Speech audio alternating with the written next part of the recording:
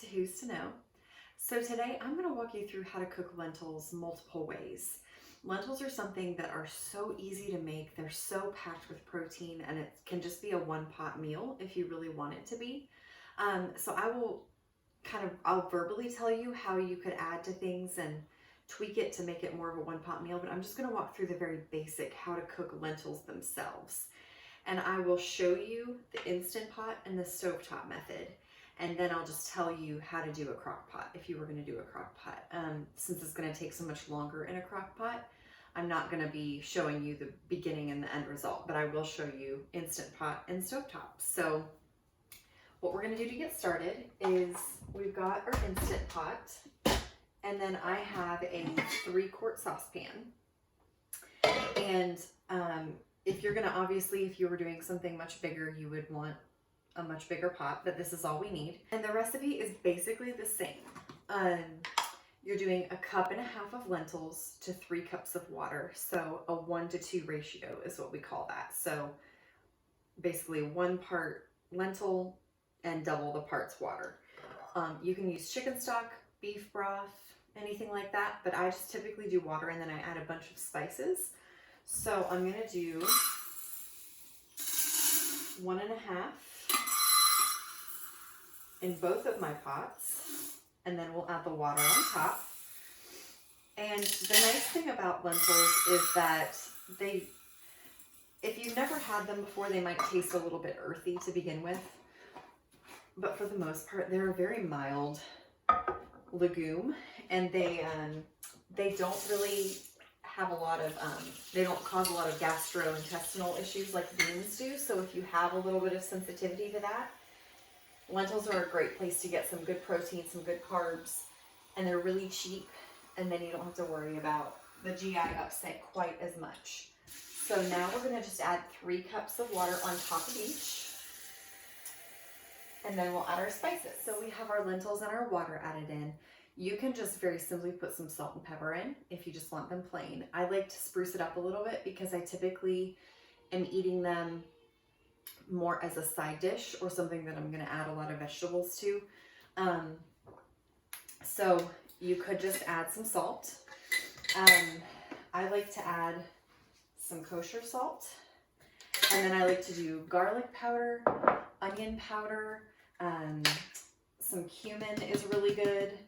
With these, I'm going to be actually making a lentil hummus with them. So sort of like a bean dip, but with lentils, to go with some Moroccan chicken.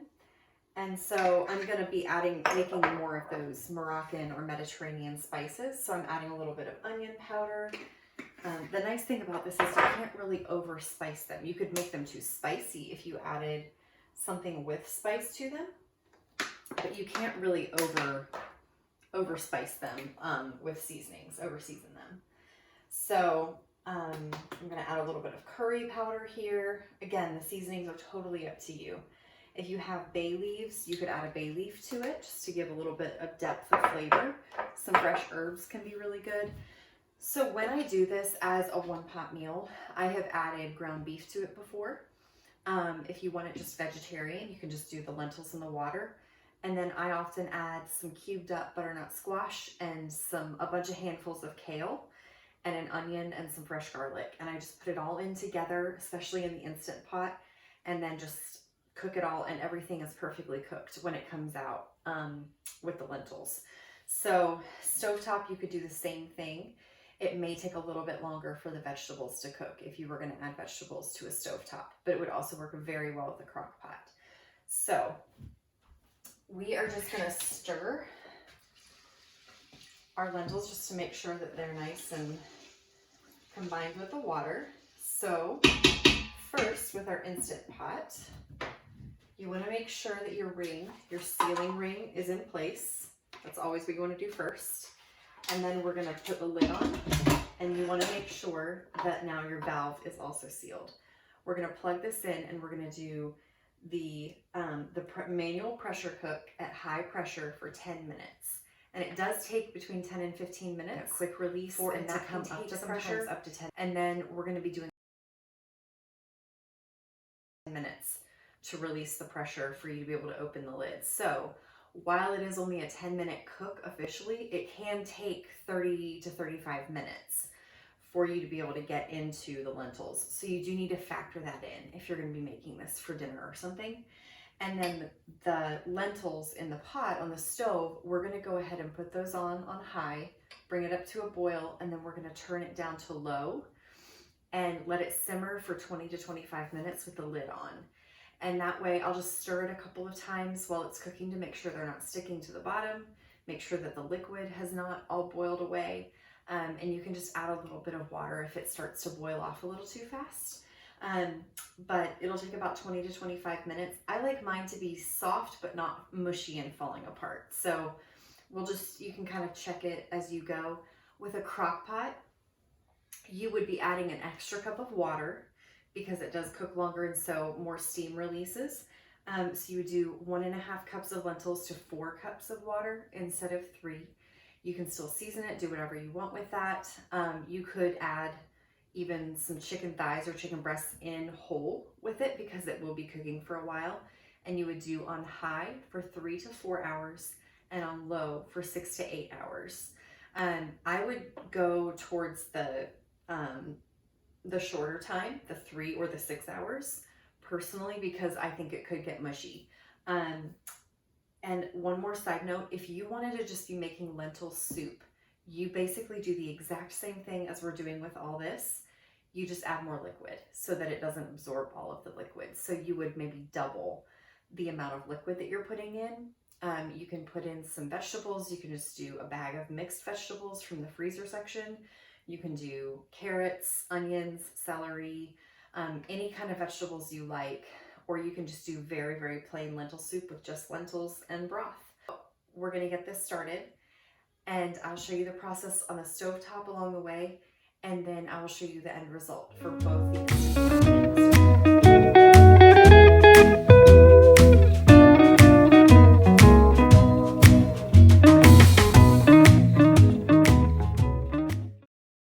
Okay, so we've got our Instant Pot lentils that have finished up.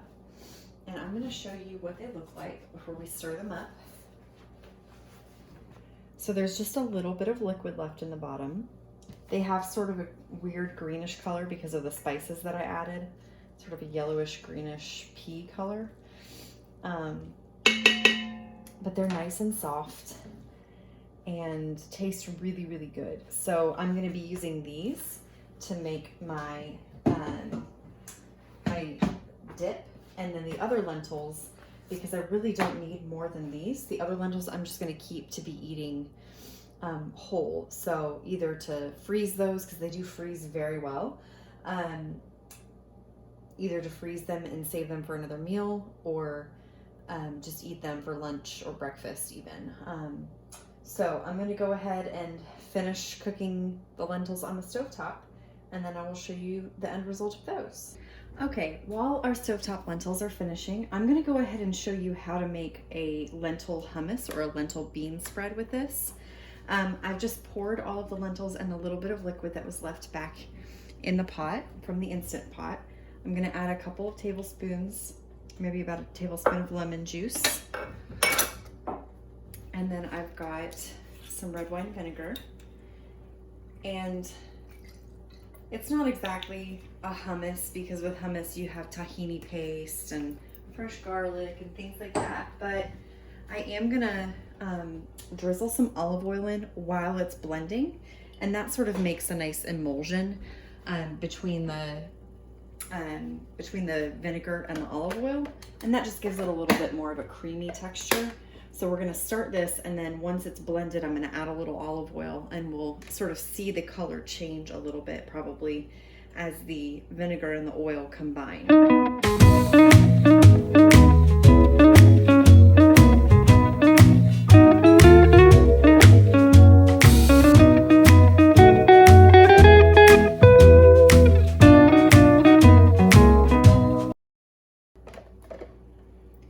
got this nice and pureed, and the additions are all totally optional.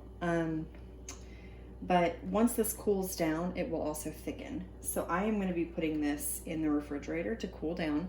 It would be really good warmed up just a little bit, but if you were to serve it hot like it is right now, it's very soupy. But it does tend to thicken as you cool it. So I'm just gonna be putting this in the fridge and then serving it as sort of the carbohydrate to go with our dinner tonight. All right, over here we've got our stovetop lentils going. And I did add just a tad more water in because they were not quite ready. And most of the water had cooked off, and I just didn't want some bits to be crunchy and some bits to be soft. So just added a little bit more so that they could steam a bit. They still have a little bit of bite to them, but not like they're raw. So I'm actually gonna take these off. So it's been about 25 minutes. And they will also continue to cook. I'm just gonna let them sit and cool down a little bit on their own. So these, as you can see, held their shape a little bit more than the ones in the Instant Pot. And so if you're doing this in a crock pot, you're probably gonna get more the consistency of what we had in the Instant Pot. A little bit softer and a little mushier. So if you really, really want the lentils to keep their shape, then gently simmering them on the stove is definitely the best way to do it. And it really doesn't take a long time. If you're gonna be around for 25, 30 minutes, you can just kind of peek at them and set a timer. And really, if you want to be on the safe side, you can add a little extra water at the very beginning just to make sure that they do cook. But most of the time, you can have lentils in 30 minutes between an Instant Pot or a stovetop method. And then if you wanted to start it much earlier in the day, you could use a crock pot. So there we have it. Thanks for joining us today. A quick note about lentils, there are a few different types. And so today, the ones I was using are just brown lentils. They're just as basic as you can get. There are lentils called red lentils, and they're smaller and a little thinner, and they cook a lot faster. They do have, they fall apart a little bit more too, and so they're actually really good for thickening soups, and they just tend to sort of dissolve into the liquid. So if you're cooking red lentils for any reason, they are gonna be a little bit different. You would wanna look up a different recipe. The concept is the same though. Green lentils, or sometimes they're called French lentils, are a little bit nicer quality. They tend to hold up a little bit better than the brown lentils, and they have just a little more flavor and they're more visually appealing. So the ones I used today were just brown lentils. You can find them pretty much anywhere. They're a great staple to keep in your kitchen. They're nice because while they are high in carbohydrates, they're also high in protein. So if you were looking for just sort of a one-stop shop, very cheap, healthy option, this will fill your belly. It's a good place to start if you're trying to start cooking dried beans and things like that. This is a great place to start. So happy cooking.